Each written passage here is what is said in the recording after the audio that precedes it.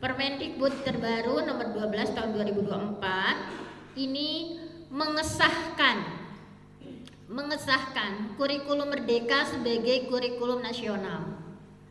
Dulu saya sebagai pengawas bina ya di 2022 saat itu. Nah, karena kurikulum ini kan munculnya itu sejak 2021. Dulu namanya itu kurikulum prototipe, belum ada namanya. Kurikulum prototype di 2021 hanya diuji cobakan di beberapa sekolah saja, maksudnya kurikulum prototype. Kemudian di 2022 sudah ada pilot projectnya ya, misalnya kayak kalau SMP itu ada di SMP 1 Garut, misalnya SMP 6 Garut itu udah tahap 1. Nah itu sudah ada sekolah yang menjadi piloting bagaimana kurikulum Merdeka ini diterapkan. Walaupun saat itu masih opsi-opsi ya, 2022 itu saya membina Banyuresmi itu mereka ada yang pilih IKM 1. Dulu masih menjadi sebuah pilihan ya. IKM 1 itu mandiri belajar, masih K13 tetapi hanya mengadopsi prinsip-prinsip dalam kurikulum Merdeka. Kemudian kemudian ada juga yang pilih mandiri berubah. Kalau mandiri berubah berarti itu memang udah kurmer ya, strukturnya udah sesuai, P5-nya semuanya dilaksanakan. Walaupun untuk IKM 2 itu boleh mengadopsi dari apa yang dibuat oleh pemerintah secara administrasinya. Kalau IKM 3 waktu itu mandiri berbagi, mereka itu pada bikin sendiri ya, baik itu membuat modul ajarnya, modul proyeknya, nah seperti itu.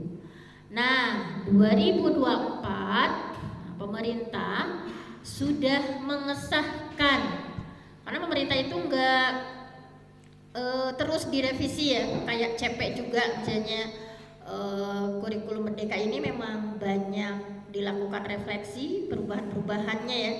Nah sehingga di 2024 setelah dievaluasi memang banyak keistimewaan pelaksanaan kurikulum Merdeka, maka disahkan lewat Permendikbud nomor 12 tahun 2024. Mari kita lihat. Tapi yang penting-pentingnya ya, karena tidak mungkin kita bedah semuanya, kita yang penting-pentingnya saja. Nah kita lihat mulai dari sebelah sini. Nah intinya di sini ya, di ketentuan umum itu intinya bahwa di kurikulum Merdeka itu ada istilah intrakurikuler, ada kokurikuler, ada ekstrakurikuler.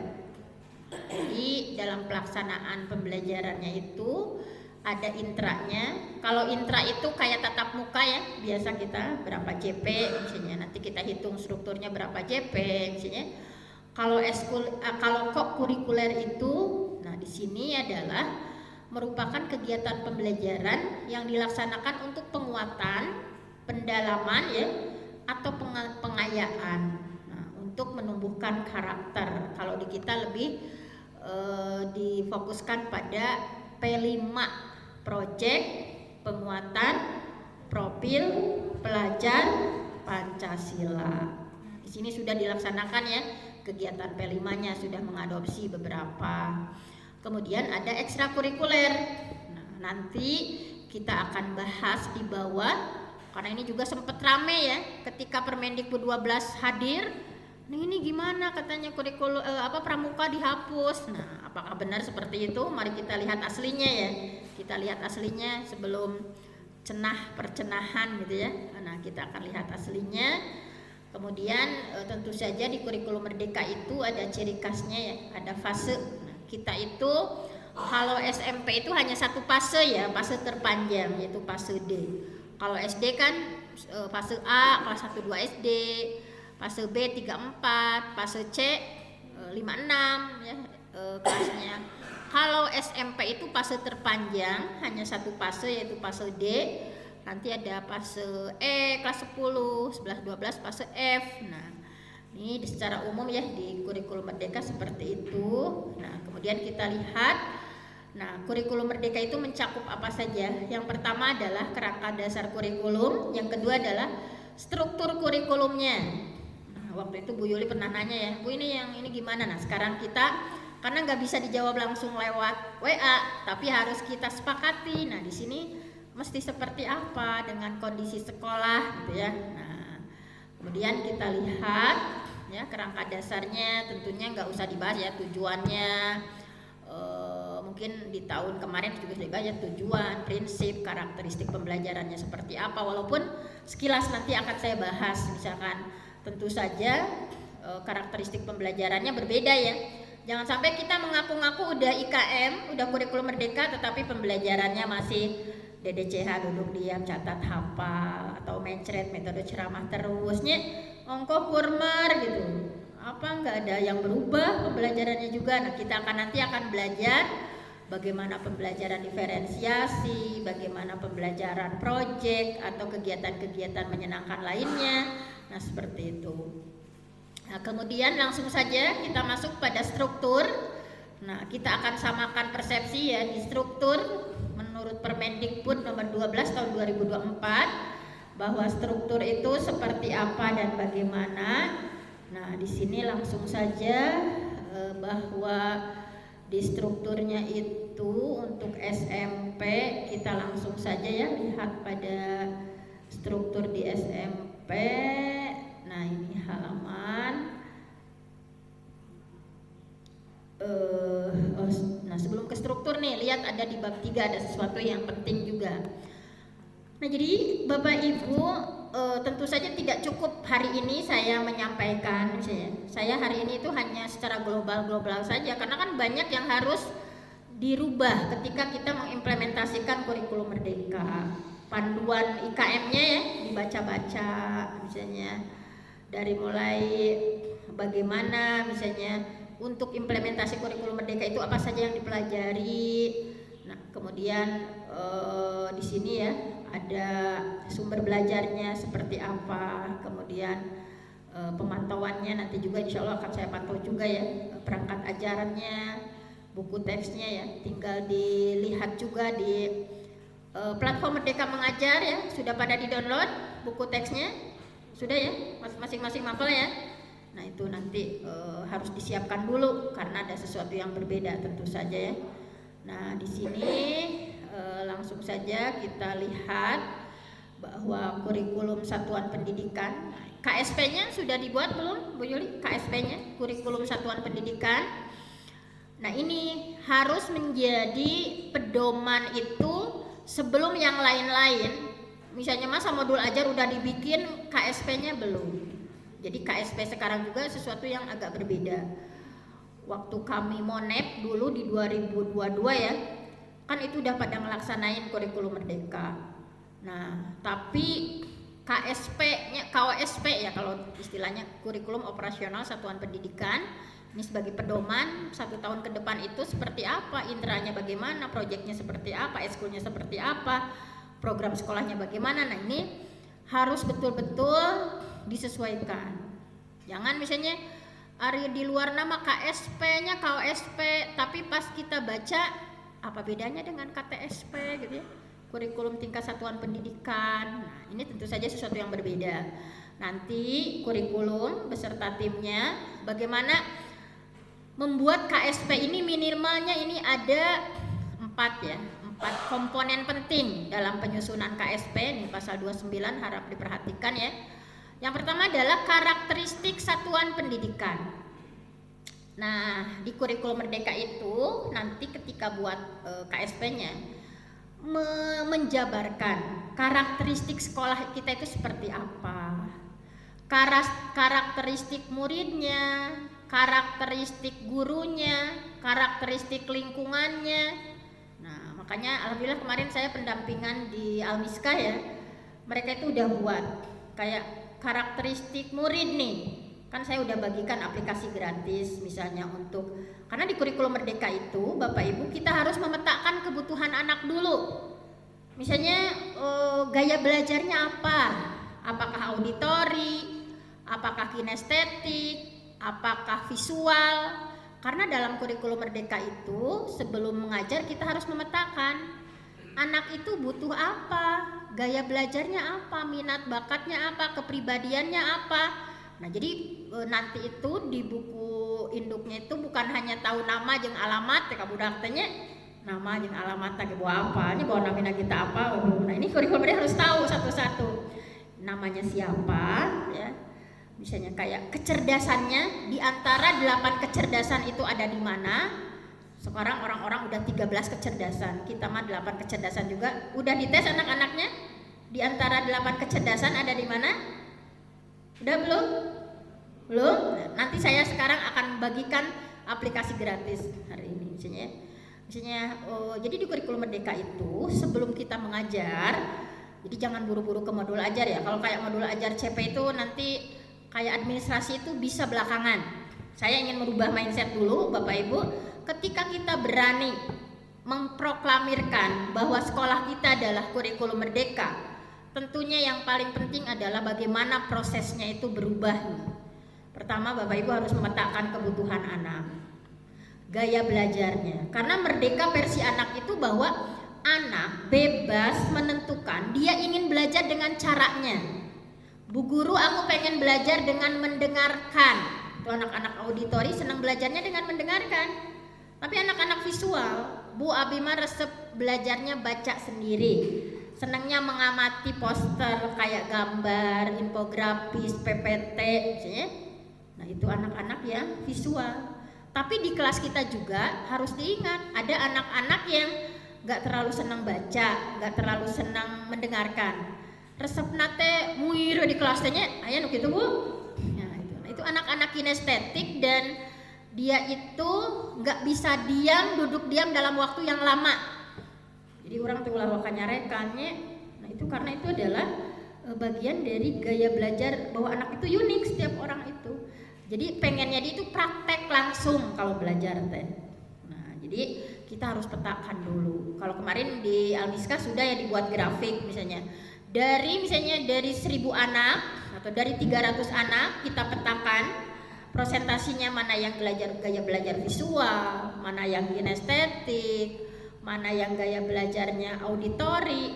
Nah di kurikulum KSP itu ketika kita menganalisis sekolah, aspek peserta didik itu harus serinci itu gitu. Di antara 8 kecerdasan kebanyakannya kemana misalnya. Ada anak kita yang cerdasnya di numerik, resep nang ngitung-ngitung. Tapi ada juga yang nggak senang hitung gitu, karena kecerdasannya bukan di sana. Dia kecerdasannya nature, misalkan resep nate pepelakan, resep nate kukut-kukutan, hitung-hitung mah misalnya. Dia itu KKMG geus untung gitu. Makanya kita sebagai guru itu di kurikulum Merdeka harus mencari misalnya ini anak kita itu punya potensi sedikit pun kita cari gitu ya.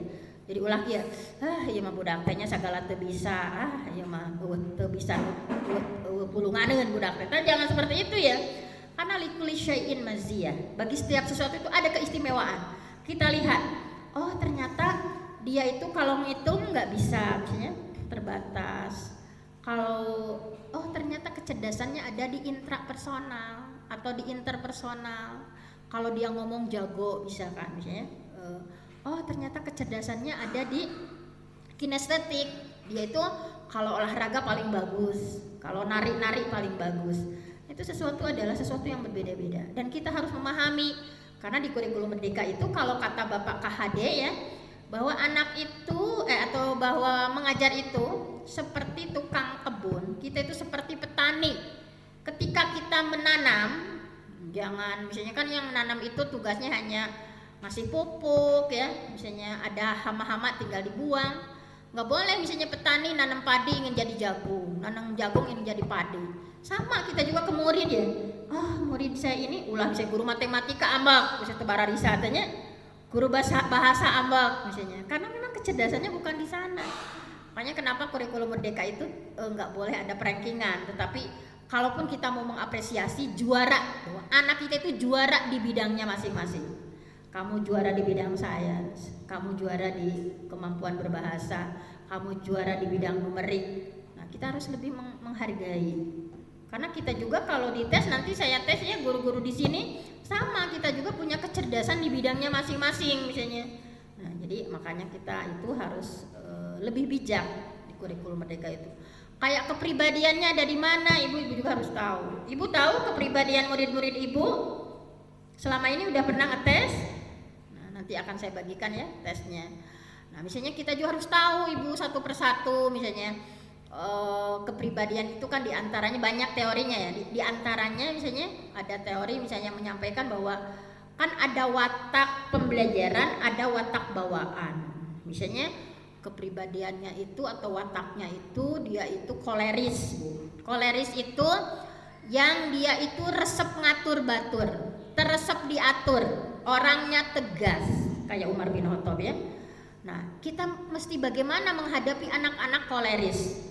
Ulah ieu mah koleris teh di Umar di Umar deui misalnya tuh dur dari kelas teh. Nah, tapi ini bagaimana nih anak ini misalnya kayak anak-anak hari ini kalian kerjakan ini. Kalau anak koleris itu kumaha, Bu? Nah, jadi dia tuh suka ada ngelawan sedikit misalnya. Nah, kita harus memahami bahwa memang ada wataknya yang seperti itu. Tapi juga ada watak yang pragmatis.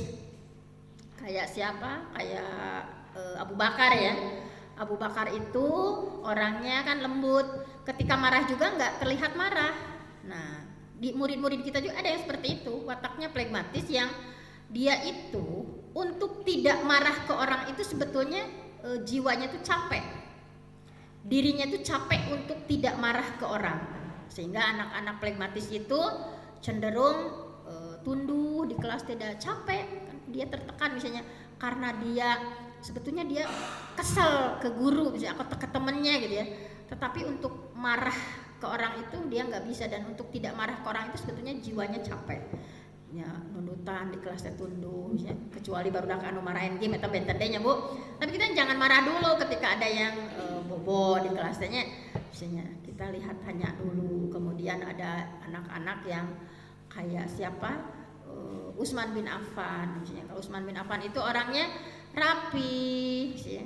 Anak-anak yang melankolis itu orangnya perfeksionis, segala sesuatu ingin sempurna, segala sesuatu ingin tuntas. Paminyikat gigi getihana pula di perejel-perejelnya kata teh pami toseep odolge digunting Bu, kata teh sanes kopet. Orang-orang melankolis itu memang segala sesuatu itu ingin tuntas gitu. Jadi segala sesuatu ingin tuntas. Nah, kalau nyimpen uang juga Bu, pahlawana teh gamarna teh kakanan sadayananya nyimpen sapatu rapi, nyimpen nanaon teh rapi. Pami ayakan nyeri ku guru, nyeri hate, ingat tanggal sakieu bulan sakieu pokoknya nyeri ku guru, nyeri hate. Nah, itu yang melankolis itu ya. Nah, jadi macam-macam murid kita juga ada yang sanguinis ya, wataknya itu kayak Ali bin Abi Thalib, wataknya gembira, senangnya kumpul sama teman. Nah, kita harus memahami. Jadi di kurikulum merdeka itu tidak cukup kita hanya tahu namanya saja, tapi lebih detail. Misalnya, oh ini gaya belajarnya apa, kecerdasannya ada di mana, kepribadiannya seperti apa, misalnya, kemudian minat dan bakatnya apa. Nanti itu ada pemetaannya. Di sini udah dipetakan belum? Belum ya? Kemarin memang saya juga pengennya pas liburan, tapi memang ibu-ibunya juga libur banyak. Memang idealnya itu pas liburan. Jadi ya pas minimalnya pas MPLS atau PPDB itu memang udah kayak dites ya. Nanti bisa oleh wali kelas, direkap oleh BK-nya. Ada BK-nya di sini? Ada ya BK-nya.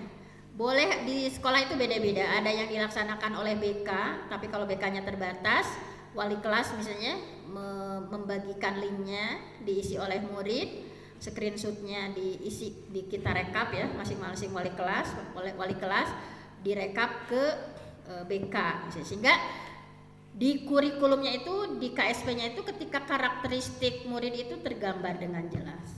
Di Pasirwangi 2 itu seperti ini presentasinya, di antara kecerdasannya ada di mana kebanyakannya misalnya, dan lain sebagainya. Nah, itu juga karakteristik gurunya tentu saja ya, karakteristik gurunya seperti apa misalnya, kemudian karakteristik lingkungan sekolah. Nah, kemudian kita punya potensi apa saja yang paling dekat, misalnya bermitra dengan siapa saja untuk pengembangan sekolah. Kalau ini mitranya sudah dengan siapa saja bekerja samanya, apalagi dengan apa? Yayasan Bakti Barito ya. Apa yang sudah ditawarkan ke sini Bakti Barito? Bantuan untuk adiwiyata untuk kebersihan lingkungan. Adiwiyata ya. Alhamdulillah berarti sudah ada kerjasama. Karena ini juga agak-agak rawan ya. Di sini memang rawan bencana. Nah Bakti Barito sudah berapa kali kerjasama dengan Bakti Barito? Udah mau 2 tahun ya, Pak. Udah 2 tahun ya. Alhamdulillah ya. Nah ini diceritakan nanti di kurikulumnya bahwa kita ada mitra kita, misalkan dengan Star Energy, ada nggak? Yayasan Bakti Barito itu dari Star Energy, Bu. Oh dari Star Energy ya. Perusahaan induknya. Ya perusahaan induknya dari sana. Alhamdulillah ya, kita termasuk salah satu yang mitra, menjadi mitra. Makanya kalau udah menjadi mitra kita bikin programnya yang harus serius gitu. Kita bikin program, misalnya kayak proyeknya, bikin proyek apa misalnya, kita tawarkan nih. Kami SMP Pasirwangi 2 misalnya kita bikin proposalnya nih, bikin proyek P5-nya itu misalnya apakah bisa didanai dari Bakti Barito, misalnya kita membuat proyeknya itu kalau sudah punya mitra ya harus diseriuskan, misalnya ini proyek apa nih, nanti kan bisa ya ada CSR-nya dari mereka, itu memang sudah punya kewajiban untuk ngasih CSR ya dari setiap perusahaan atau setiap PT itu.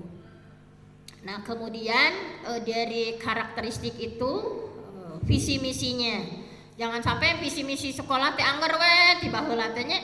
Ibu tahu visi misi di Pasirwangi 2 apa? Ada yang hafal? Ada yang tak hafalnya visi kita apa? Ini kan visi itu bahwa pandangan kita ke depan, cita-cita sekolah kita itu ingin menjadi apa? Ada yang tahu visi misi sekolah? Pokok nama iman dan takwa banyak. Itu juga.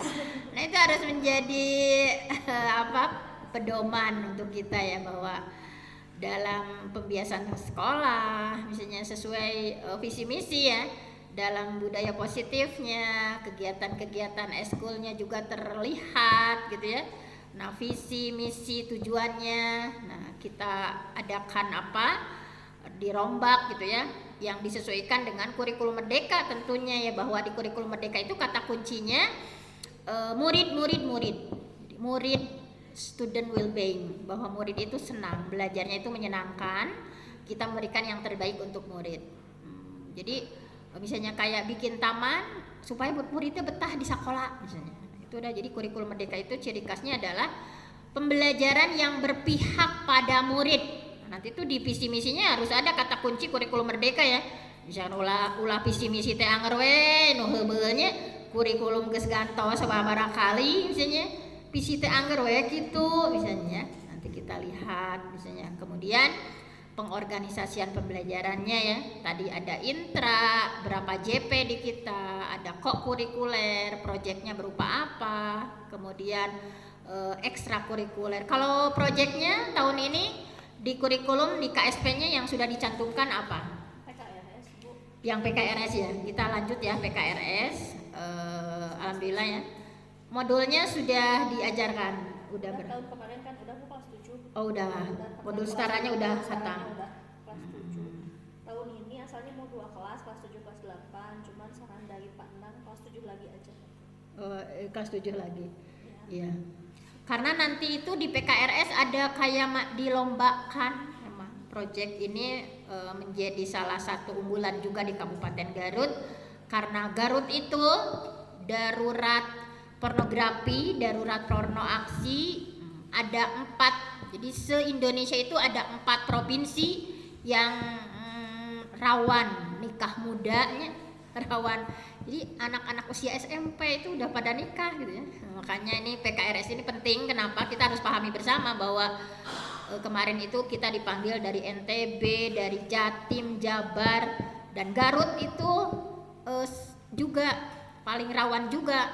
Di Garut dari 42 kecamatan dipilihlah 2 kecamatan menjadi pilot project, yaitu di Tarogong Kale dan Banyuresmi. Saat itu saya menjadi salah satu pengawas ya di Banyuresmi. Jadi dengan kegiatan project PKRS itu lebih terarah ya, lebih jelas modul projectnya misalnya. Kemudian nanti itu insya Allah sudah dibuat program, ada suatu event, benar gak sih diajarin modulnya misalnya, Kak, modul diajarin gak misalnya, sejauh mana anak-anak memahami modul PKRS itu misalnya. Nanti ada lomba-lombanya misalnya, ada ranking satunya, kemudian kayak jambore lah ya misalnya. Nah ini itu juga harus kita jadi jangan kayak misalnya proyeknya PKRS tapi nggak menarik misalnya, tetapi dengan sesuatu yang menarik ya, tentu saja yang sudah disampaikan oleh dari Yayasan Gemilang ya. Nah itu jadi tahun ini berarti selain PKRS apa tadi? Rencananya sama Bu Dewi, karena koordinatornya P5-nya Bu Dewi kan. Oh Bu Dewi yang mana? Acungkan tangan Bu Dewi. Nah Bu Dewi ketua fasilitatornya ya, fasilitator P5-nya. Jadi selain PKRS apa lagi?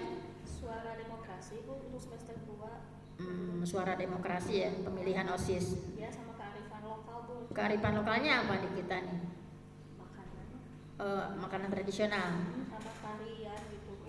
Pas perpisahan mungkin itu baru rancangan sih. Iya, nanti saya juga akan mengajarin ya sebelum ke modul ajarannya bagaimana cara project itu yang benarnya gimana sih, kayak bikin modul project itu gimana, tahapannya seperti apa. Ada 3 model yang dipilih, model 1, 2, 3 ulah orang tengah laksanakan project itu sesuai jeung regulasi misalnya. Nanti saya juga akan sampaikan yang benar itu kegiatan project itu seperti apa, dari mulai ada tim fasilitatornya, kemudian ada koordinator di setiap jenjang gitu ya, itu juga. Kemudian lintas disiplin ilmu itu seperti apa, ada risetnya. Jangan misalnya tadi kata Bu Yuli nanti itu untuk perpisahan ada tarinya, itu nggak ada risetnya.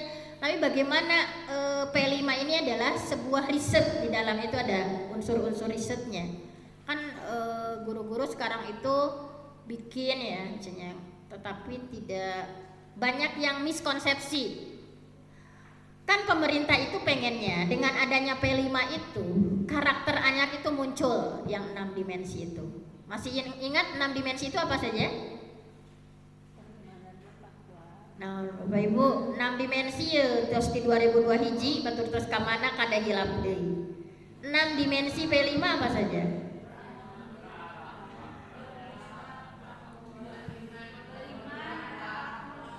Teras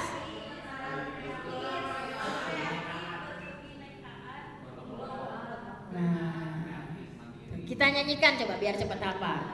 Boleh berdiri nih, sudah ngantuk-ngantuk ya. Kita akan menyanyikan dimensi P5. Nanti ke anak-anak juga diajarin ya. Kalau dulu di K13 kita ada tepuk PPK ya. Religius, nasionalis, mandiri, gotong royong, integritas. Sekarang juga biar cepat hafal, sudah dilakukan ya. Nah, di sini. Belajar Pancasila, beriman dan bertakwa pada Tuhan yang Esa, dan berakhlak mulia, berkebinekaan global, gotong royong mandiri, kreatif dan bernalar kritis. Udah hafal belum? Nah, coba sekarang nih refreshing dulu ya. Memang Pak Sandi ke depan lagi ya. Coba kita berlatih dulu supaya ini ya lebih semangat. Gini tangannya pelajar Pancasila 5 kan ya. Pelajar Pancasila, beriman dan bertakwa pada Tuhan yang Esa, dan berakhlak mulia, berkebinekaan global, gotong royong mandiri, kreatif dan bernalar kritis. Nah, sekarang udah lancar? Belum? Menyanyi mah bakal langsung hafalnya. Kalau karena tangan saya begini gini pakai mic, Bapak Ibu mah dua, tangannya dua-duanya ya. Tadi kalau saya satu kan saya susah nyepang mic. Ya, coba kita supaya lebih meresapi, karena P5 atau profil pelajar Pancasila itu adalah core inti dari tujuan pendidikan nasional saat ini, harus melahirkan murid-murid yang memiliki profil pelajar Pancasila. Di antaranya ada 6 dimensi, 7 tema ya. Makanya kita hafalkan dulu. Nah, 1, 2, 3. Pelajar Pancasila beriman dan bertakwa pada Tuhan yang Esa dan berakhlak mulia, berkebinekaan global, gotong royong mandiri, kreatif dan benalar kritis. Tepuk tangan untuk Bapak yang hebat. Itu disosialisasikan ke anak ya. Nah, sosialisasikan ke anak bahwa dimensi belajar Pancasila itu ada 6. Nah, tadi bagaimana murid-murid kita itu diajarin memiliki karakteristik beriman, bertakwa, berakhlak mulia. Kegiatannya melalui apa gitu. Jadi banyak yang miskonsepsi itu produk, pokoknya P5 teh kedaya produk, nah misalnya padahal nggak mesti selalu produk. Misalnya kalau beriman bertakwa, misalnya kita ngadain kayak mentoring atau kayak PKRS itu kan nggak mesti ada produk. Misalnya bagaimana kita memberikan spiritual kepada murid tentang kesolihan, tentang bagaimana berakhlak baik. Kan itu mana produknya, kan mungkin produknya ya langsung gitu ya, tapi perilaku anak yang berubah misalnya. Jadi P5 itu tidak mesti selalu produk, bisa produk, bisa aksi. Nah, ini yang menjadi miskonsepsi ya, pas saya produk, walaupun itu bagus juga produk, cuman ulah dugika esensinya misalnya, bahwa kita itu ngadain project itu bagaimana karakteristik kerjasama anak muncul, yang asalnya dia itu diam gitu ya, bagaimana karakteristik berkebinekaan globalnya, misalnya dia memahami, menghargai, misalnya menjunjung tinggi budayanya sendiri, menghargai budaya orang lain, misalnya bagaimana dia memiliki karakter create, mencipta, kreatif, ide-ide gagasan. Misalnya kalau dalam kegiatan sebuah proyek, wah idenya itu muncul misalnya, atau dia kritis, wah misalnya ada informasi share-nya kritis. Ini benar nggak sih informasi ini sahih atau tidak, valid atau tidak? Jadi karakter-karakter ini yang harus muncul. Nah kita makanya dalam project P5 itu yang harus dibedah itu di BSKAP-nya nanti ada yang sesuatu yang baru ya. Ini elemen sub-elemennya itu apa yang dinilai? Kan banyaknya mah ketika kemarin misalnya ada kayak panen karya ya, misalnya baik itu di BJB, kemudian di SMA 1 Garut. Nah kalau produknya bagus-bagus misalnya, tetapi ketika ditanya apakah anak memahami ya, misalnya barangkali itu fokusnya kan produk, tidak ada riset dulu karakter yang muncul yang dinilai apa. Nu penting mah guru mah ningali bentuknya bagus aja misalnya, hasil akhirnya, padahal itu bukan ya. Tapi bagaimana karakter-karakter yang 6 tadi muncul, beriman bertakwanya muncul. Wah setelah ada kegiatan misalnya satu proyek, misalnya tadi pengen diadakan demokratis ya, suara demokratis, misalnya pemilihan ketua OSIS, wah anak-anak jadi karakternya pada muncul nih, kreativitasnya mereka muncul, sehingga benar-benar pelaksanaan sehingga di KPU misalnya, sehingga ketika ada pemilu benar-benar ada KPPS-nya, nah itu muncul kreativitasnya, berpikir kritisnya muncul gitu ya, kemudian rasa percaya dirinya, ada yang mengkampanyekan sehingga badai kampanye presiden sih ya. Nah itu semuanya itu dibuang sedemikian rupa. Jadi kita jangan hanya formalitas yang tidak bermakna, sayang gitu ya. Nah kemudian tadi ya, kalau eskulnya ada apa saja di sini ekstrakurikulernya? Pramuka untuk kelas berapa, atau diwajibkan semua atau posisi seperti apa? Semua Bu diwajibkan. Oh diwajibkan semua. Tapi kalau lihat di Permendikbudnya sebetulnya pramuka itu sukarela ya, sukarela. Tetapi kalaupun di sini sukarela teh murang kali madanya kena teh berbaraka itu kadionya misalnya. Yang sudah mapannya pramuka nggak apa-apa, misalnya kita kondisikan seperti itu. Pokoknya tergantung dari kesiapan sekolahnya misalnya.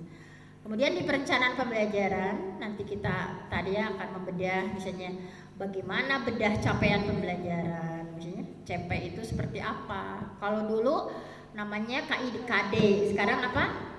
CP. Dari CP turun ke apa? TP dulu ya, tujuan pembelajaran. Jadi pemerintah itu sekarang di kurikulum Merdeka itu ngasih, kalau dulu kan KIKD misalnya kelas 7 KIKD-na naon, kelas 8 naon. Sekarang itu pemerintah itu kayak gelondongan ngasihnya misalnya sokta misalnya. Pemerintah ingin bagaimana kreativitas sekolah, bahwa dengan capaian pembelajaran nanti oleh guru-guru dibuat TP-nya seperti apa, ATP-nya bagaimana, kemudian modul ajarnya seperti apa. Makanya wajib kolaborasi Bapak Ibu. Jangan sampai ketika saya pendampingannya di salah satu SMP, Bu, nahan cenah materi ieu mah teu aya kalewat cenanya, karena memang tidak berkolaborasi saat membedah CP. Jadi kelas 7, 8, 9 cenanya kayak matematik semuanya duduk bareng. Nanti harus seperti itu ya. Jadi jangan sampai nanti miskonsepsi. Kita hanya kopas-kopas dari luar, teh kumaha mimitina misalnya. Jadi semuanya duduk bareng berkolaborasi, misalnya kayak bedah CP bahasa Indonesia. Kita keluarkan elemennya apa saja. Oh, ini elemennya ini ada berapa elemen. Kemudian mana kompetensi, mana konten. Kita bikin TP-nya, tujuan pembelajaran. Oh, ini dari CP 1 misalnya. Kompetensinya apa, kontennya apa. Alhamdulillah sekarang di revisi terbaru lebih rinci lagi ya misalnya. Nah, nanti itu harus dibuat tujuan pembelajarannya ada berapa dari tujuan pembelajaran, kemudian dibuat ATP. Kalau dulu itu kayak silabus ya, ATP itu alurnya. Kapan ini mau disimpan di semester berapa materi ini? Mau disimpan di kelas 7, 8, 9. Sekarang itu kita yang ngatur sekolah. Jadi pemerintah itu hanya blek tah gitu. Coba petakan sama sekolah.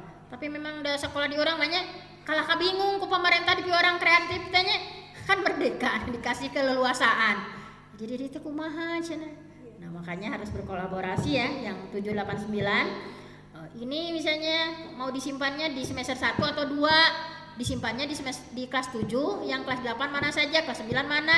Jangan sampai ada materi-materi yang terlewat karena tidak berkolaborasi misalnya.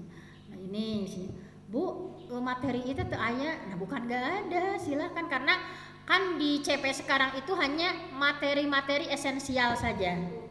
Jadi tidak terlalu banyak karena di kurikulum Merdeka itu hanya materi-materi esensial. Silahkan misalnya sekolah ya. Jadi ulah kapatok kanu buku paket, apalagi sekarang itu kan buku paket yang beredar belum banyak yang sesuai dengan CP terbaru. Itu ada sesuai yang harus itu kan ya. Makanya ibu-ibu nanti CP-nya buku paketnya ya, atau buku gurunya mana, buku siswanya mana. Jadi maaf ya, ibu misalkan sekarang buku paketnya udah pada punya berdasarkan CP terbaru. Belum ya? Ada itu baru yang belum revisi itu pun sedikit. Oh iya, nggak apa-apa. Yang penting Bapak Ibu nanti bisa membedakan mana komponen, mana kompetensi, mana konten. Kemudian ieu teh mimitina kumaha. Walaupun kita nantinya pada akhirnya ibu nirieur ngadamel ti awal mah bade ATM amati tiru modifikasi nggak apa-apa. Yang terpenting paham. Oh, ini teh pertama nate nganalisis capaian pembelajaran teh begini. Ada berapa kompetensi, ada berapa konten, kemudian dibuat tujuan pembelajaran sama kita. Dari tujuan pembelajaran itu misalnya ada 10 TP. Nah, ini mau disimpan di mana TP 1? Mau di kelas 7 semester 1 atau kelas 7 semester 2? Nah, itu tergantung musyawarah ya di antara sekolah. Karena nanti akan mendapati berbeda-beda misalnya. Nah, iya mah di itu mah misalnya disimpan atau dipalih dia. Nah, sebetulnya kan kreativitas dari sekolah sendiri. Tetapi karena guru-guru di kita itunya hoream berkreasi nya, hoyong nate dicontohan aku pemerintah. Kalau dulu ya kayak di K13 pugu misalnya KD-na esa beriji misalnya. Nah, kalau sekarang kita harus berkreasi terlebih dahulu menyesuaikan dengan kondisi sekolahnya dan sebagainya. Nah, baru nanti terakhirnya kita bikin modul ajar. Nah, modul ajar itu ada sekarang itu sebetulnya masih boleh RPP 1 lembar boleh, masih diperbolehkan ya walaupun kita kurman, tapi juga modul ajar juga boleh. Tetapi nanti kalau akreditasi biasanya yang ditanya itu yang lengkap, versi lengkap. Makanya kita harus sepakati dulu. Bisa jadi misalnya babari nusa lembar, tapi nanti pas akreditasi ribet lagi misalnya. Ya udah aja lah, bismillah misalnya kita yang versi lengkap walaupun semampu kita misalnya. Nah, itu diantaranya ya. Jadi kalau ada yang nanya misalnya perbedaan K13 dengan kurikulum merdeka, tadi bisa secara selintas bisa dibedakan. Gimana lagunya? KIKD dilebur jadi apa? CP. Nah ya, isi batur nanya. Naon sih emang mah bedana K13 jeung kurmer teh? Gampang kok Ibu dijawab dengan sebuah lagu tadi ya. KIKD dilebur jadi apa? CP. CP itu capaian pembelajaran. CP dianalisis jadi apa? Jadi tujuan pembelajaran ya, CP itu dianalisis, jadi TP berapa TP misalnya. TP disusun lalu jadi ATP. Dari ATP jadi modul ajar. Hore. Nah, itu ya. Jadi gampil Bu, non bentena. Nah, itu ya diantaranya. Jadi nanti ya pengorganisasiannya harus dibuat di awal tahun. Harusnya ini udah selesai KSP-nya ya. Kayak KSP yang betul-betul live sesuai dengan karakteristik sekolah. Visi misinya disesuaikan dengan kurmer ya. Yang kurmer itu kata kuncinya pembelajaran yang berpihak pada murid. Harus ada kata-kata itunya ya, murid-muridnya gitu ya. Kemudian pengorganisasiannya dari intra kok kurikuler ekstranya udah tertulis dengan baik di sana rencananya. Perencanaan pembelajarannya juga misalnya tadi dari mulai CP-nya, TP-nya, kemudian modul ajar sampel-sampelnya ya. Kalau dulu di awal itu wajib ada semuanya ya modul ajar, sekarang itu di KSP-nya cukup misalnya sampel-sampelnya saja. Nah, ini mohon diselesaikan juga kepada tim kurikulum KSP-nya ya, yang betul-betul sesuai yang diharapkan dari kurikulum merdeka. KSP yang berbasis data harus sesuai dengan rapor pendidikan.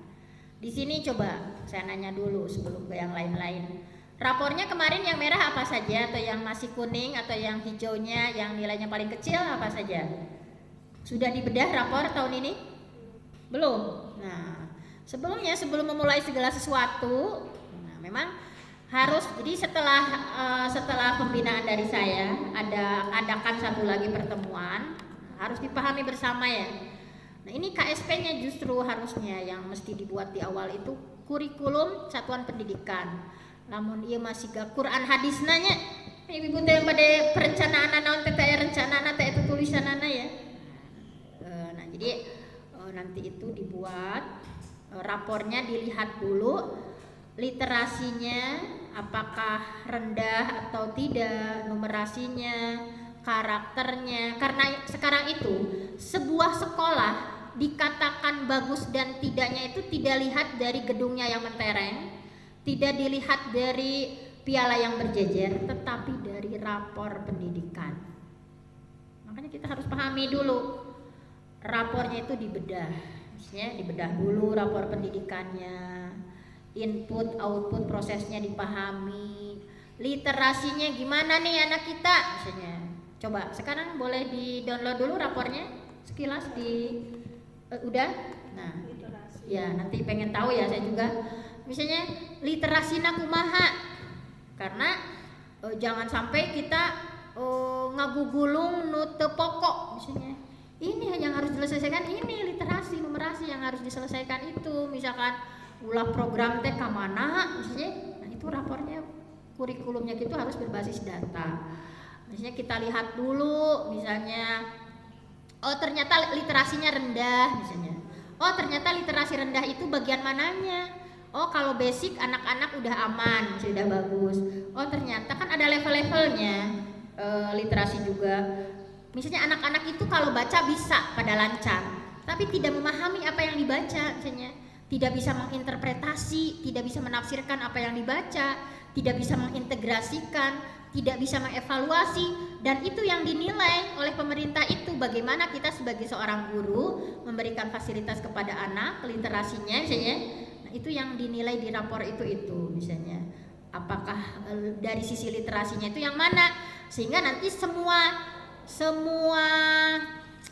guru berkewajiban untuk merubah, memperbaiki. Ulah ada kita mah guru bahasa Indonesia, misalnya literasi teh enggak juga enggak bahasa Indonesia. Semua guru, apakah di PAI enggak ada literasi? Nah, semuanya terintegrasi misalnya.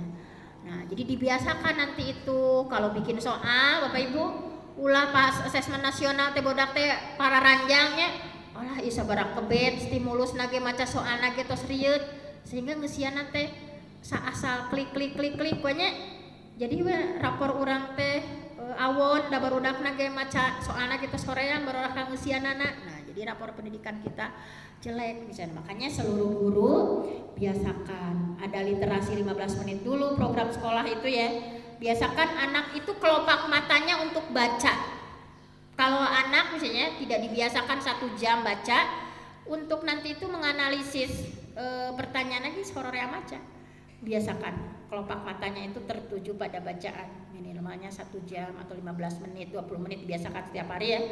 Dan Bapak Ibu juga ketika melakukan assessment, sesuaikan dengan assessment nasional, karena kurikulum merdeka itu misalnya assessmentnya itu berorientasi AKM misalnya. Ada stimulusnya misalnya, ada analisisnya, ada infografisnya, ada teks informasi atau teks sastra. Dibiasakan budak teh maca teks sastra, teks informasi, bagaimana membaca tabel, bagaimana membaca infografis. Ulah ieu mah budak teh misalnya aya jawabanna teh di infografis teh, karena kita sebagai guru nggak pernah ngasih stimulus berupa infografis, jadi kita apa padahal mah dino eta lagi aya jawabanna teh jawaban teh ka mana misalnya. Nah, itu jadi biasakan. Misal pantesan murid abi mah ada 100 benteuna bisi Bapak Ibu teh ngadamel soal ulangan harian teh nya dinanya nanti di mana kapan siapa hayo we di mana kapan siapa buku nya C1 C2 C1 C2 misalnya. Tetapi bagaimana anak berpikir higher order thinking skillnya misalnya. Jadi cukup misalkan pertanyaannya nggak usah banyak-banyak 5, tapi ada stimulusnya di sana itu biar anak terbiasa ya. 1 paragraf 2 paragraf dia baca, kemudian biasa menganalisis, biasa menginterpretasi, biasa melakukan integrasi, biasa melakukan evaluate, mengevaluasi. Nah, sehingga anak itu betul-betul berpikir kritisnya itu muncul gitu ya. Jadi ulah siapa, di mana, kapan, misalnya pertanyaan dan gitu aja gitu, misalnya hanya sifatnya hafalan misalnya. Sekarang harus dibiasakan dan seluruh guru ya terbiasa misalkan untuk literasi dulu. Numerasi juga sama sebetulnya, bukan kewajiban guru matematika wungkul. Nah, semuanya pelatihan mandirinya sudah sampai mana nih. Nah, kalau nanti sudah ketahuan yang merahnya yang mana, nanti ketika saya kesini saya akan langsung mengajak praktik baik membuat langsung, karena saya kemarin yang di Banyu Resmi ya sesuai rapor, kemudian kita bikin aksi nyatanya sampai dapat sertifikat semuanya itu disesuaikan dengan rapornya. Kita bareng-bareng bikin, upload video bareng-bareng nonton, kemudian ngisi refleksi bareng, ngupload bareng hari itu juga sehingga sertifikatnya bareng gitu. Jadi kita harus lihat dulu nanti rapornya ya, literasinya, numerasinya, karakternya, yang mana nih kekurangannya misalnya dalam prosesnya. Nah, gurunya apa saja yang kurang, apakah dari sisi metode pembelajarannya sudah baik atau betul belum. Nah, itu harus.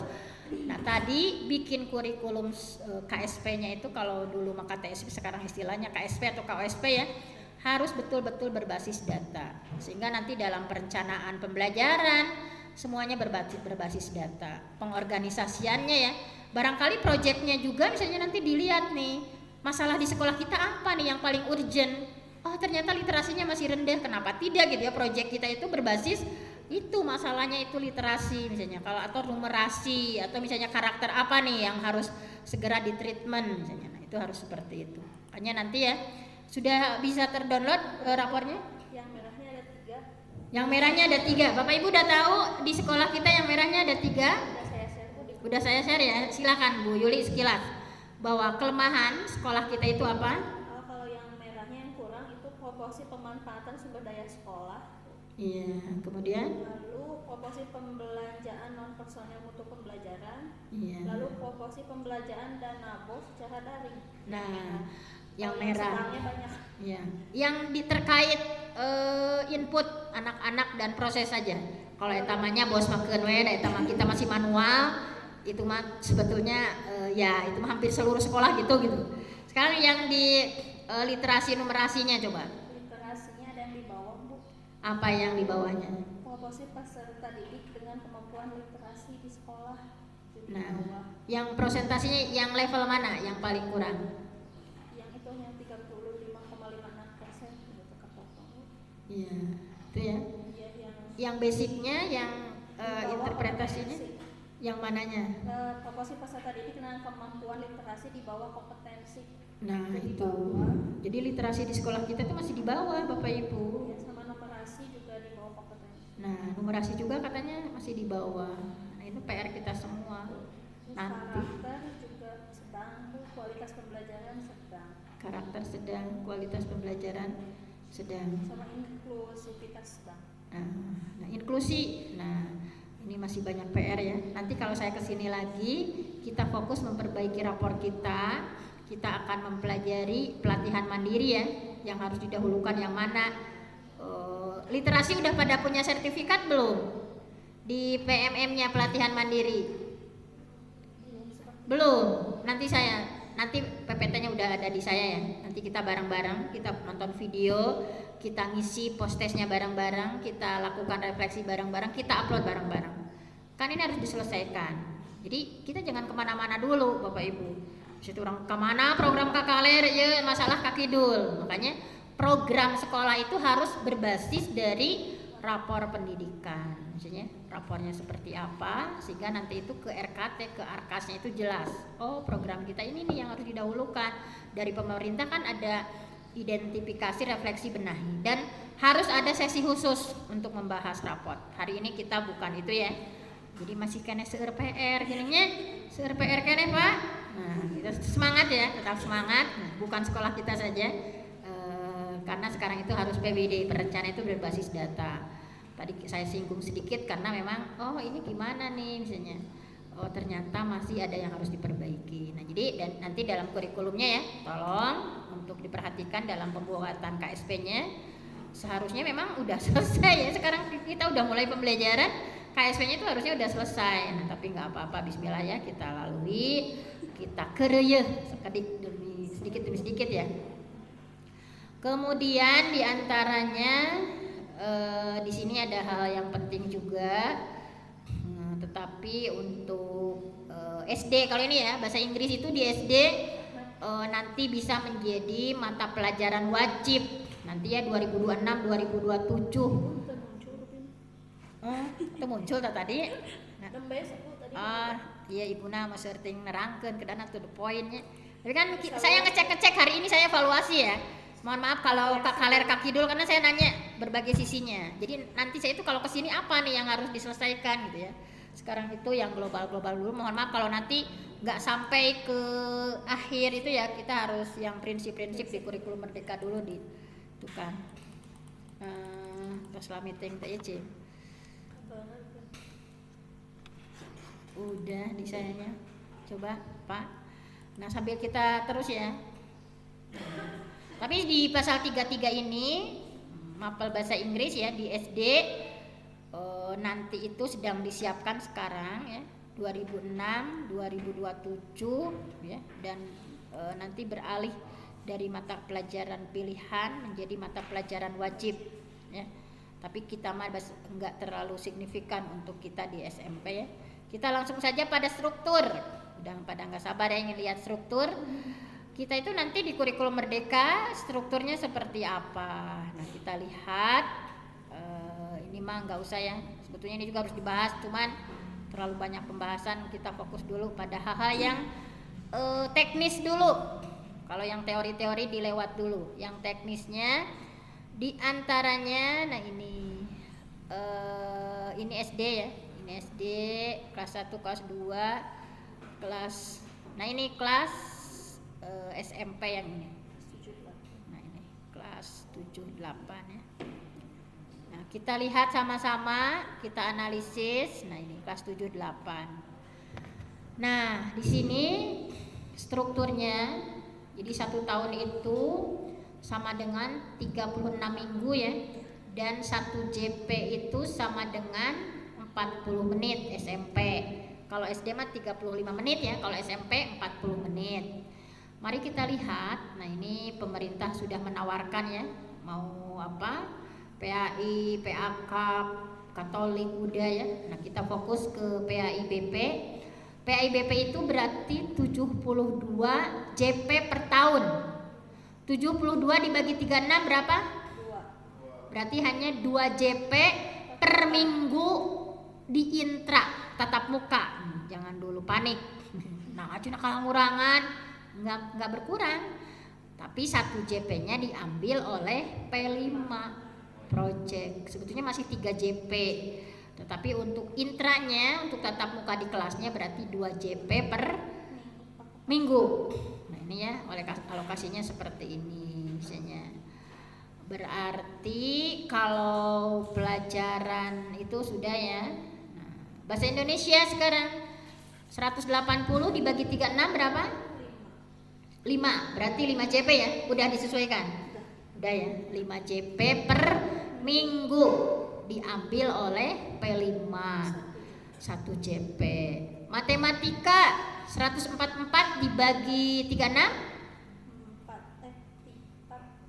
4. Nah, ya, jadi cara yang pertamanya itu lihat dulu seperti itu ya.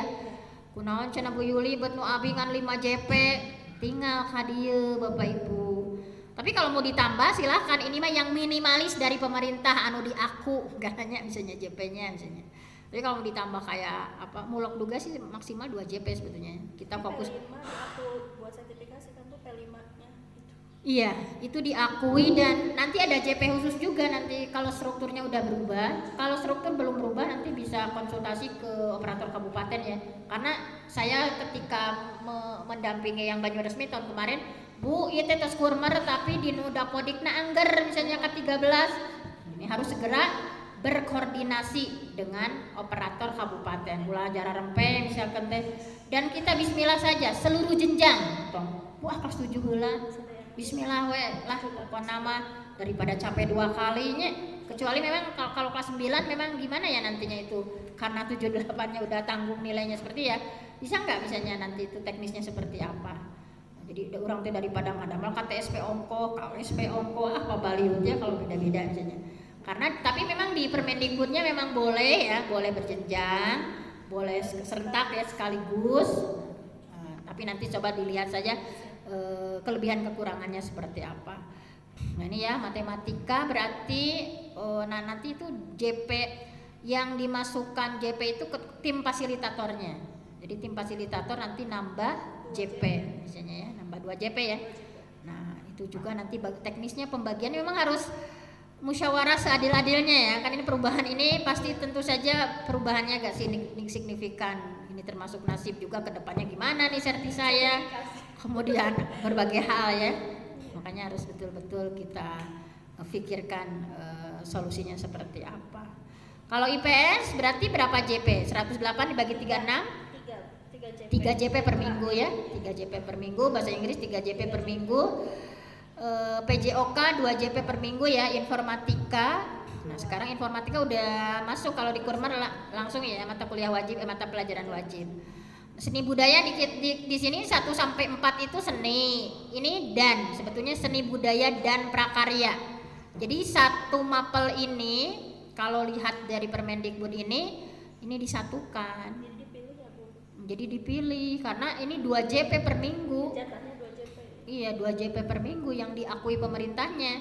Walaupun misalnya kita nanti saya masing-masing, tetapi yang diakui JP oleh pemerintahnya tetap hanya 2 JP misalnya. Makanya dipilih mau seni budaya dari 1 sampai 4 pilih, mau musik, rupa, teater, tari atau prakarya, prakaryanya mau budidaya, prakarya kerajinan, rekayasa atau pengolahan kita pilih. Nah, kalau yang di sini gimana kesimpulannya kemarin?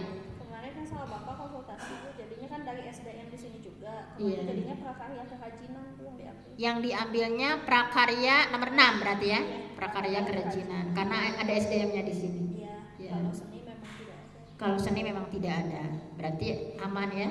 Untuk parebut kan di Batur mah aya seni misalnya prakarya misa ke parebut kumaha cenah ieu sahanu bade dicandang. Memang jab janten ngarirangan. Iya memang JP-nya berkurang ya. Aduh, wayah nah kumaha itu nya. Mudah-mudahan ada solusi terbaiknya ke depannya.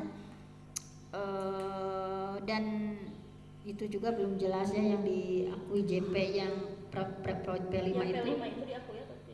Iya, misalnya nanti lihat di dapodiknya ya, apakah sudah ngeling belum ke itu ya misalnya. Jadi jangan sampai nanti rugi ya misalnya. Tapi tentu saja pemerintah juga ada solusinya ya. Jadi jangan buru-buru khawatir, pokoknya dilalui saja Bismillah. Nanti seperti apa barangkali ada perubahan ya. Untuk kedah 24 wae misalnya dengan struktur yang berubah ini, tentu saja tidak diam saja ya kita juga misalnya. Nah, kemudian kalau di sini berarti nggak ada masalah ya, yang diambilnya nomor 6 prakarya kerajinan berarti ya. Iya, tapi tambah 2 pelajaran bahasa Sunda sama BK masuk kelas, Bu. Oh iya. Nah, ini kalau mulok ini kita nanti di bawah ada keterangan ya. Kita di antara 5 itu pilih yang mana, tapi mulok juga jatahnya cuma 2 JP per minggu ya. Iya, dan Cuma. tidak ada P5 ya, Bu. Tidak diambil oleh P5 untuk mulok. Nanti lintas disiplin ilmunya mapel-mapel yang terambil. Tapi kalau untuk diberdayakan nggak apa-apa Ibu, misalkan beda bahasa Sunda cenah ida Ibu mah teu diajakan cenah Ibu mah dah saya JP na Ibu. Kalau untuk berkegiatan nggak apa-apa ya misalnya, karena ini kan lintas disiplin ilmu itu silakan saja nanti diatur gitu.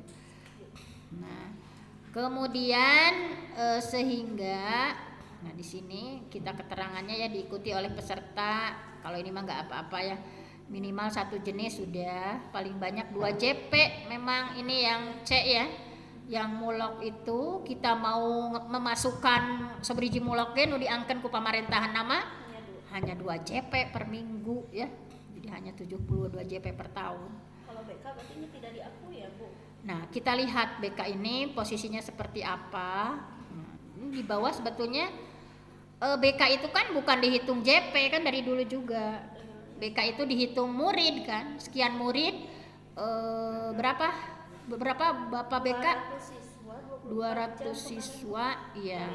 Iya kan hanya berapa siswa setara dengan 24 JP itu ya, sekian siswa misalnya. Nah, memang nggak masalah, memang BK mah ketika tidak ada jam pelajaran juga kan banyak yang harus dilakukan. Iya. Tapi di sini dimasukkan JP. 1 JP, Bu, kelas. 1 JP tapi nggak apa-apa lah. Jadi ini mah diberikan keleluasaan ya, mau masuk kelas atau layanannya sifatnya. Kan banyak yang harus diolah di kurikulum Merdeka itu ya. Justru tadi bagaimana mengolah kecerdasan anak ada di mana, bagaimana mengolah gaya belajar itu kan butuh waktu kan.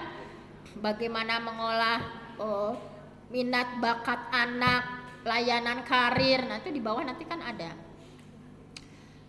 Tapi sih emang idealnya tuh nggak usah masuk JP, tetapi kalaupun sudah masuk JP nggak apa-apa, misalnya kayak misalnya ngasih motivasi ke anak, layanan karir misalnya kan, misalnya perundungan ya, bullying misalnya, karirnya tadi ya, layanan konsultasi misalnya. Nah, ini diantara penjelasannya di sini ya, bahwa muatan pelajaran kepercayaan dilaksanakan sesuai dengan ketentuan perundang-undangan, itu udah jelas ya.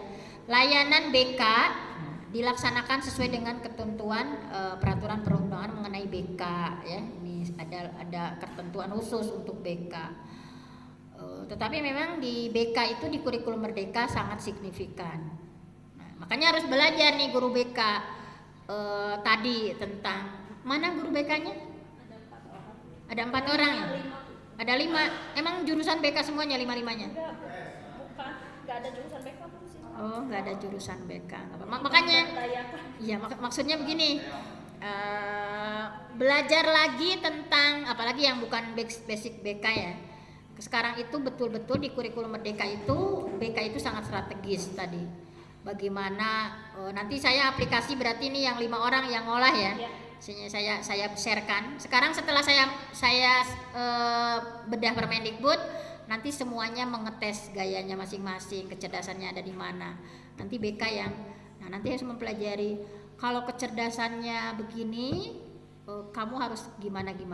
Kalau gaya belajarnya begini, kamu mesti belajarnya gimana. Kalau wataknya begini, nah kamu misalnya harus seperti apa. Nanti harus dipelajari ya. Tim BK misalnya membuat instrumen yang lebih sederhana, misalnya kemudian juga menafsirkan. Kan guru-guru mata apalun, itu maksudnya misalnya kepribadian ini teh apa sih maksudnya gitu. Kan nggak tahu ya. Nah, ini guru-guru BK yang sangat diharapkan ya. Misalnya nanti readiness untuk mengukur kesiapan anak. Nah, bikin tesnya itu guru BK nanti tes literasi dasarnya gimana, ngetes literasi ke anak, ngetes numerasi ke anak gimana misalnya. Nah, itu nanti ya dibuat semacam program-programnya misalnya. Kemudian nah ini mulok. Nah, mulok ini ya di sini ada 5 ya. Mulok itu sebetulnya bebas sih, mulok itu sesuai potensi keunikan lokal, tapi pemerintah nyontohan inti nama. Ada seni budaya, ada prakarya, ada penjas orkes, ada bahasa, ada teknologi. Berarti yang kita pilih yang D ya, yang bahasa. Berarti kita nggak milih seni, kita nggak pilih. Kalau prakarya memang udah tadi di atas ya. Berarti kita milihnya bahasa Sunda. Bahasa Sunda. Berarti berapa JP nih? Tadi maksimal 2 JP per minggu, 2 JP ya. Nah, kita udah aman ya. Jadi mulok ini sebetulnya kalau lihat regulasinya, untuk mulok itu bisa diintegrasikan ke mapel lain, bisa diintegrasikan ke tema project P5, bisa menjadi mapel berdiri sendiri. Berarti kita milih C ya. Kita milihnya yang C berdiri sendiri. Ya.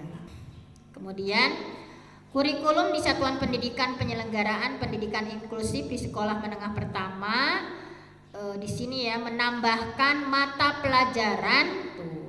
Kalau di sekolah pendidikan inklusif di SMP, madrasah sanawiyah atau bentuk lain menambahkan mapel program kebutuhan khusus sesuai dengan kondisi peserta didik. Hari kemarin pada ikut nggak yang ada yang inklusif? Itu nanti ada pelatihan mandirinya ya. Bahkan ini ada bocoran itu bagi yang punya sertifikat inklusif nanti bisa diangkat P3K-nya. Kemarin itu saya udah ngumumkan di SMP Pasirwangi 1 ada 10 hari ikut diklat inklusif. Ada yang ikut di sini? Yang 10 hari Kemendikbud mengadakan diklat inklusif. Terakhirnya itu hari apa kemarin? Itu ada hawar-hawar yang dapat sertifikat itu kayak dilatih, kemudian nanti ada kesempatan diangkat gitu ya. Nah, pokoknya semua program dari pemerintah itu kita harus meleknya. Pokoknya mah baca-baca nih. Program-program Kemendikbud itu harus gercep ya. Jangan sampai ketinggalan misalnya. Nah, ini apalagi yang BK nih, fokus inklusif itu diantaranya agak nyambung ya kalau ke BK kan misalnya. Jadi nanti itu pemerintah kita lihat, apalagi setelah dites, apakah ada yang berkebutuhan khusus atau enggak misalnya. Nanti kita bisa lihat. Nah, guru-guru BK lebih concern nanti misalnya yang mana misalnya anu masih hese maca ye, kumaha ye penanganan anu hese maca walaupun tidak masuk di disleksia juga ya, maksudnya kan aya nama seueur SMP kan canter ya samacanya. Dan kita tidak boleh menyalahkan siapa-siapa. Mah guru SD nggak usah pokoknya. Kita hadapi sekarang ya. Ini juga bagian dari jadi inklusi teh ulah ngabayangkeun wae anu tuna gitu ya misalnya. Nah, ini juga misalnya dengan berbagai keragaman anak tadi ya, keragaman minat, keragaman kemampuan. Nah, bagaimana kita memberikan yang terbaik, layanan terbaik. Nah, ini juga kita harus pahami, walaupun mungkin secara realnya kita juga mesti pikirkan sama ya, yang ada mapel program kebutuhan khusus juga nanti ditanya lagi teknisnya gimana, mekanismenya gimana gitu. Kita juga kan takut ya menerima yang inklusi yang kita juga nggak ada helpernya di sini. Ya kumaha menangani nu autis ya. Urang lagi can gaduh ilmuna misalnya. Sini ada Bu, Ada yang autis. kelas 9 sama kelas 7, tapi itu cerebral palsy. Oh, cerebral palsy ada. Ada. Gimana penanganannya, ada nggak? Ya didampingi aja Bu kalau nyata gitu, di baru pendampingan sederhana aja. Baik, baru pendampingan sederhana ya. Ya, ini guru-guru BK harusnya lebih konsen nih, katanya ada yang cerebral palsy ya. Nah, gimana nih, coba baca-baca misalnya. Ikut pelatihan mandiri di PMM ada kan yang inklusi kan? Udah pada ikut, yang BK fokus ikut nanti pelatihan mandirinya yang tentang inklusi. Sampai dapat sertifikatnya tentang inklusi. Supaya lebih memahami, sampai bikin aksi nyatanya.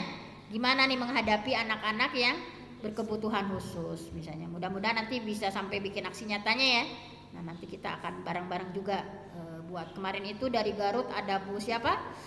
Ada guru bahasa Inggris, Bu Sahana Minate kemarin menyajikan tentang inklusi. Se-Jawa Barat baru dia yang bikin aksi nyata tentang inklusi. Ibu-ibu ayeuna teh topik teh tos 63, ibu-ibu tos gaduh sertifikat sabriji. Nah, kade. Baru dapat sertifikat berapa? Ini terus nambah, topik itu terus nambahnya ibu-ibu teh. Alah, ini sarareungah eta ningali topik kalah nama deui. Ibu-ibu teh diapalinya. Nanti itu dicek setiap sekolah. Kemarin kami pengawas itu disuruh untuk mengidentifikasi sekolah. Jadi ayeuna mah buka deteksi kusim kuring kayak dibacakeun. Pasirwangi sok naronton video PMM Tara. Ya Bu, jejak rekam jejaknya ada. Ya Allah, kata saya ini ya, segitunya ini dari kami juga pengawas mengidentifikasi cing Pasirwangin ya. Akses ke PMM-nya sok muka Tara, videona sok ditonton Tara, pelatihan mandirinya ada yang punya sertifikat diselesaikan atau enggak, komunitas belajarnya berjalan atau enggak, IKM-nya berlakunya, semuanya itu didetailkan. Nama serba digital sama urang kalem-kalem banyak sing horeng teh aya datana di pamarentahnya. Geuningan ieu teh karadul cenah tara muka videonya. Nah, kalem-kalem banyak. Nah, ternyata dibuka skip bungkulnya cenah. Nah, itu. Nah, ini kemudian peserta didik yang punya kecerdasan istimewa. Nah, misalnya yang CIBI ya, cerdas istimewa, dapat diberikan percepatan pemenuhan beban belajar dan atau pendalaman atau pengayaan CP misalnya ya, tapi sifatnya individual, tidak dalam bentuk rombongan belajar. Kan kapungkur mah aya nu palalinter kelas E misalnya spesial misalnya, bisa akselerasi kapungkur mah nya. Sekarang mah enggak ada layanan rombongan belajar tetapi per orang, layanan individual. Oh iya budak teh cerdas pisan yeuh misalnya. Oh harus gimana nih? Oh ada CP-nya. Bosen nih kalau dia dikasih hal itu terus misalnya, pengayaannya gimana misalnya, nah, seperti itu. Kemudian kelas khusus atau satuan pendidikan khusus olahraga ya atau seni dapat menggunakan alokasi waktu proyek penguatan profil Pancasila sebagai penguatan kompetensi khusus keolahragaan atau kesenian tadi kayak ibu misalnya, iya urang P5keun cenah misalnya. Ada supaya anak-anak ada tarian-tarian diahin misalnya kayak seni-seni lokal atau apa misalnya. Nah itu ya untuk SMP mah tidak banyak yang berubah. Nah di bawah kita sedikit lagi nih Permendikbud sedikit lagi terus tararodo kan Permendikbudnya. Nanti setelah ini kita akan ada prakteknya, kita ada ice breakingnya, jangan. Tapi memang ngebahas Permendikbud memang serius gitunya kudu kumaha deui ya tuh udah ngebahas Permendikbud memang ini ya. Harap bersabar dulu. Nah, di sini kita lihat setelah intra, kemudian apa saja ya nanti strukturnya itu masih penjelasan. Nah, ini ke sini kita.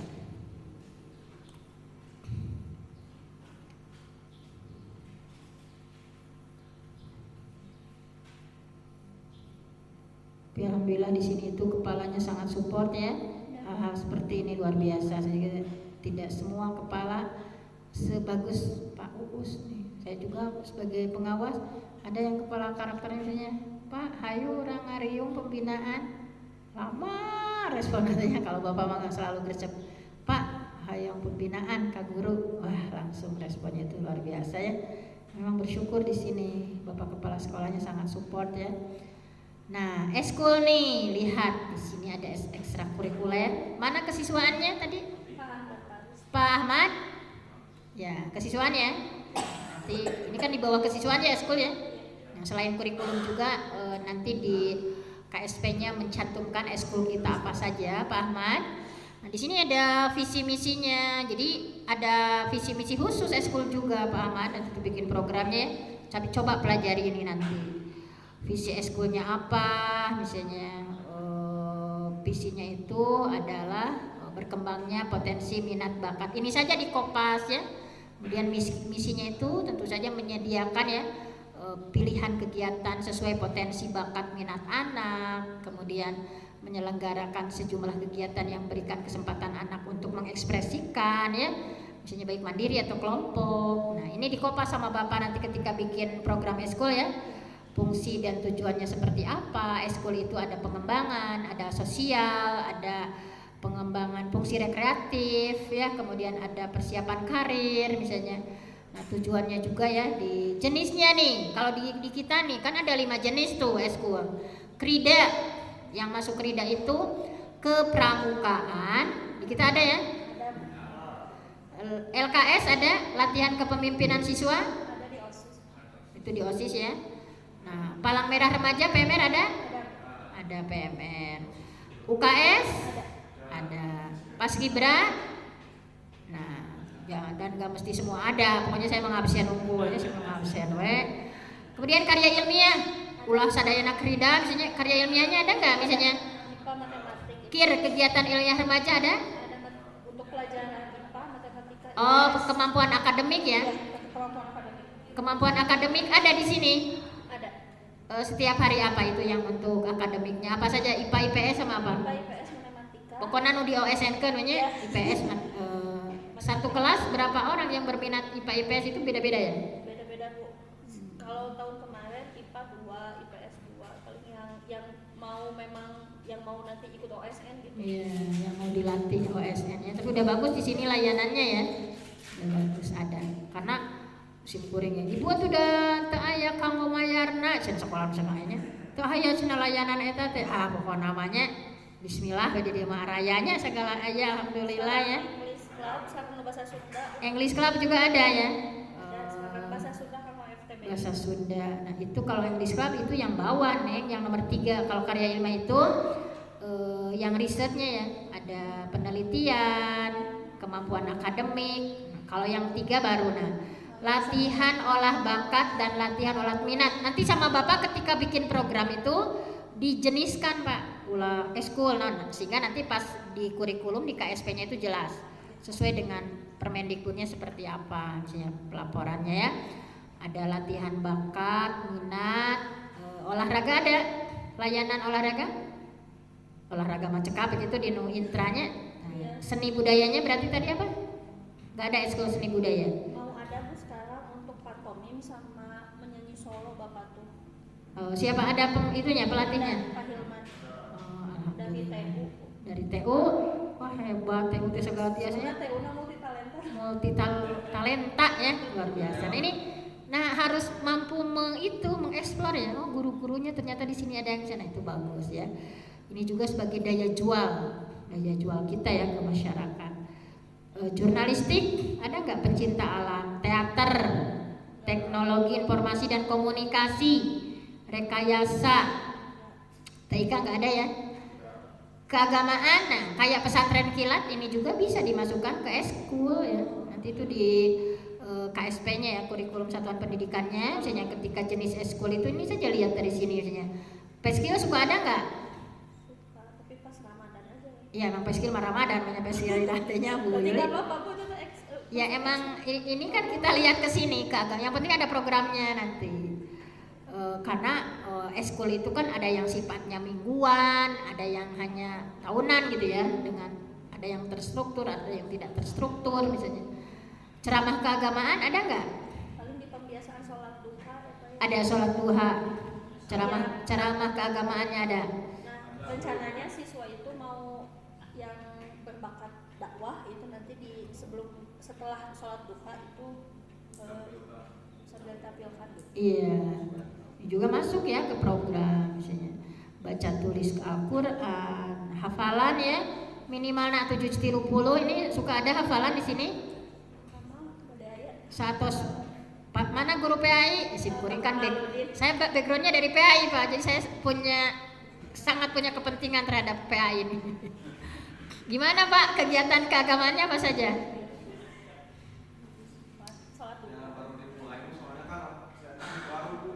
Baru. Pak Kamal alumni dari mana? Enggak, alumni kuliahnya.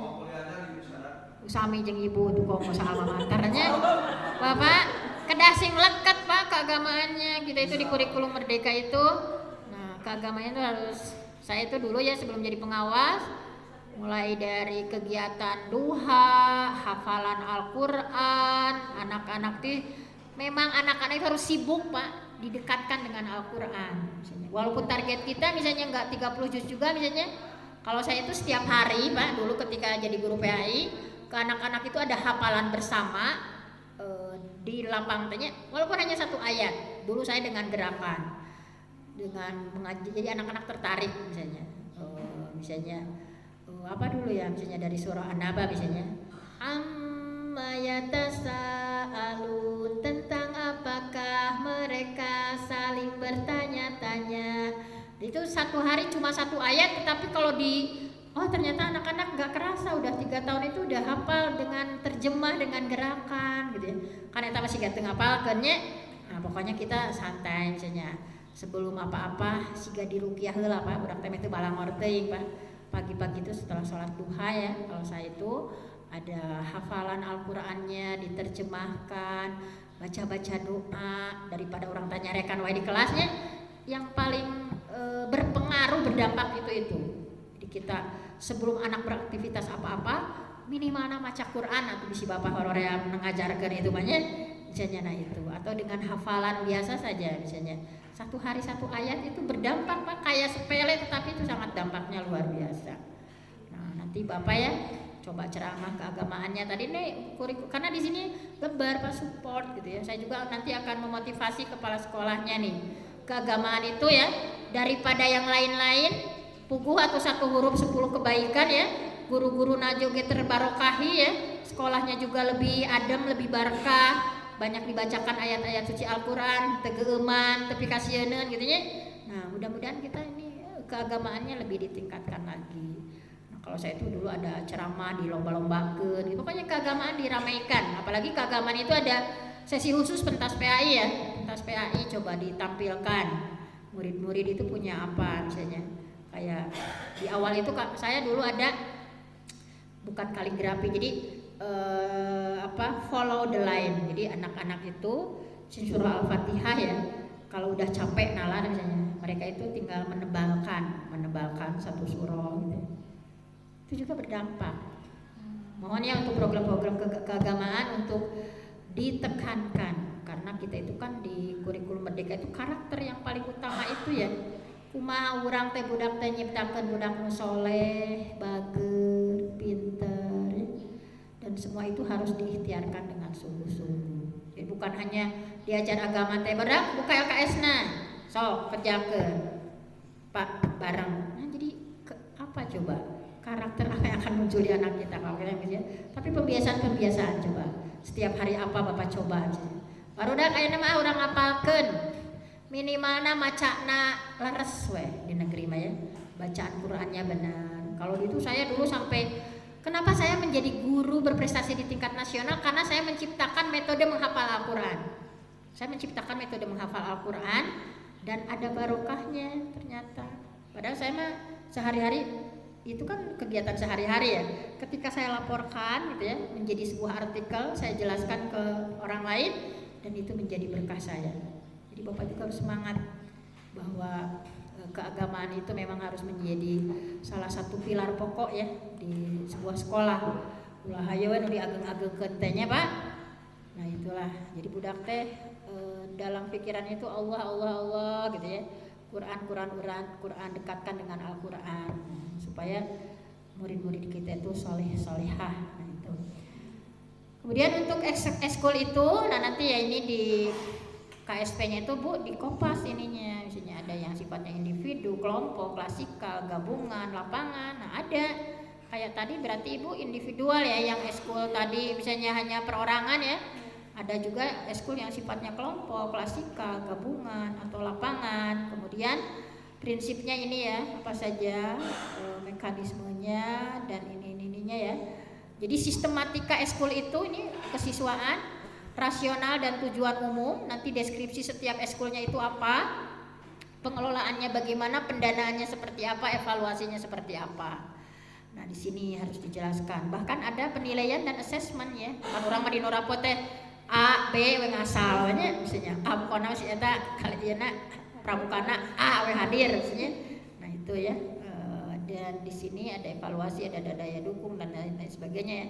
Dan ternyata setelah kita baca pramuka itu tidak dihilangkan ya, tetapi memang dikembalikan ke asalnya. Misalnya bahwa kalau dulu kan di Permendikbud yang tahun 2014 itu memang pramuka itu sebagai eskul wajib. Sekarang itu silahkan misalnya ya, bahwa pramuka dipersilahkan dan sesuai sukarela anak pengen misalnya belajar pramuka. Kan kalau di yang lain mah misalnya kelas 7 hungkul, di dia mah sadayana nya 7, 8, 9. Kalau di yang lain mah kan bertahap, misalnya apalagi yang sekolahnya besar misalnya kelas 7 hungkul sudah kewalahan misalnya ngelola pramuka misalnya. Tapi kalau di sini semuanya juga udah bagus, nggak apa-apa. Nah untuk Permendikbud itu saja ya, jam 10.45 tuh rada lamenya ngebahas Permendikbud Nah lumayan. Nah, nanti kita akan kembangkan ya. Ada sesi praktek, ada sesinya kita pembelajaran. Setelah kita tahu nih secara global, saya akan rinci nanti pembelajarannya seperti apa. Kalau bisa mah asesmennya juga penting Bu. Di sini tadi nggak ada asesmen ya. Memang saya ketika melihat, ya, tapi saya masukkan. Karena asesmen itu kita bikin KKTP. Kalau dulu KKM, sekarang KKTP. Kriteria ketercapaian tujuan pembelajaran. Itu harus dari awal. Setiap guru bikin KKTP. Ya, kalau CP mungkin bikin modul ajar itu jangka panjang memang. Tapi ini KKTP-nya dulu dipahami, nanti asesmennya gimana, belajarnya seperti apa. Misalnya engkau kurmer, tapi belajar nanti gitu-gitu aja ya perubahan. Justru dengan kurmer ini perubahannya, pembelajaran yang menyenangkan yang kita ciptakannya seperti apa. Hanya itu saja untuk Permendikbud. Kita akan lanjut pada pembelajaran seperti apa, asesmennya, kemudian kita bedah CP, TP, ATP sampai modul ajar. Kita akan lanjut. Wassalamualaikum warahmatullahi wabarakatuh. Silakan ada yang ditanyakan dulu.